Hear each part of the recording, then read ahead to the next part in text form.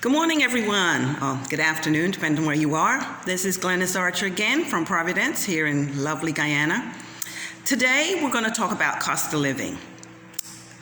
These are things obviously you need to consider.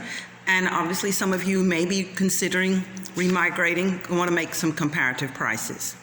Now, I'm going to share some things about your daily expenses, your weekly expenses of your budget. And I don't have the exchange rate.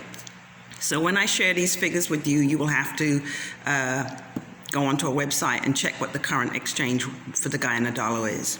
I can tell you it's fluctuated. When I came here 9 years ago, the exchange rate was 208. And I think now it's got to be close to something like 220. So please make sure you check on that. So first of all, we're going to talk about your light bill. Light is provided here by the Guyana Power and Light Company, GPL. And I can tell you that obviously it's based on usage, but if you're living in a 3 to 4 bedroom home, and in that home you have maybe one TV, you may have a couple of okay, so you have a TV, refrigerator, you might have a couple of air conditioned units, you may or may not be using them frequently every day, but your utility bill should not run you more than between 20 and 25,000 Guyana dollars a month. So that's basic light usage, everyday usage. Now, of course, periodically we do have blackouts, so I found it necessary to purchase a generator. You can get a generator to run that said size house for between $100,000 to maybe $150,000 to purchase a unit. And then, of course, you can have it click on automatically, or you can do a manual turn on. And of course, all you need to do is make sure you have fuel on standby. So that's it for your light bill, your electricity bill. The second bill that you need to be concerned about is your water usage. Obviously, that too is based on consumption. So for a 3 to 4 bedroom house, depending on 2 to 3 people living in the home, that will run you up to $10,000 a month. It should not run you more. Of course, this is a lot based on usage, obviously, so these numbers are averages, and they're based on my consumption also. Depends on the frequency of washing, if you have a washing machine or you don't, if you have a dishwasher that you use or you don't, the amount of people taking baths and so forth. So all of that is based on usage. So these are average numbers, and they're just supposed to be used as guidelines. Then you have your internet bill. Now for me, this is the most important bill because this gives me connectivity to the outside world. There are 3 major internet providers. We have eNetworks, which is a large company. We have GT&T, and then there are a couple of private entities that I'm not too familiar with, but you can source those out.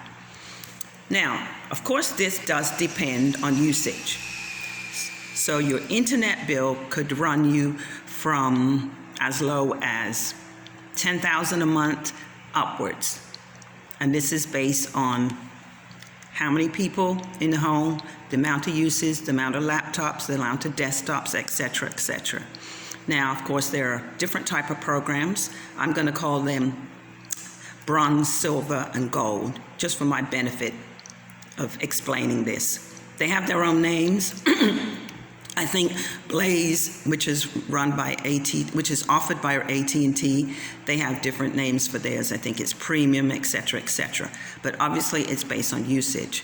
So do your research, find out what's best suited for you, the amount of time you spend on the internet, whether or not you work from home on the internet, whether or not you surf the internet, the web occasionally, or you're out on Facebook and social media every single day. But I would imagine you start from 10,000 and go up. And last but not least is cable service. Now, cable is entirely, it's not a compulsory utility, but some of you may want to have access to services. Now, you can have streaming services, which you can get from anyone online once you have good internet. You can get your Hulu, Roku, of course, there's always Netflix. But cable services are packages that are put together by the three major providers. There's Atlantic Cable, E-Networks, and HD-IPTV. They're the largest cable service providers. There are others, but those seem to be the mainstream ones. And you pick your package, bronze, silver, and gold, depending on how many films, how many services, etc., etc.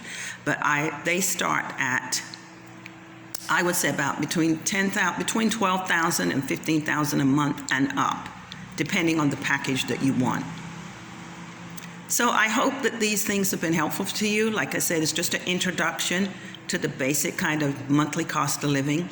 I haven't touched on rent, because rent is not controlled in Guyana, so it's subject to the landlord. You can, the extremes are unbelievable. It can be as little as $60,000, and it can go up to,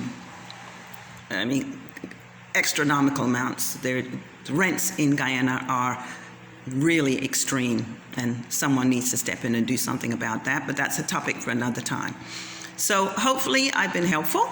If you have any particular questions you want me to delve into, if there's something you want me to elaborate on, let me know. But this is a starting point for those people who are interested. Thanks a lot. Until I see you again. Bye.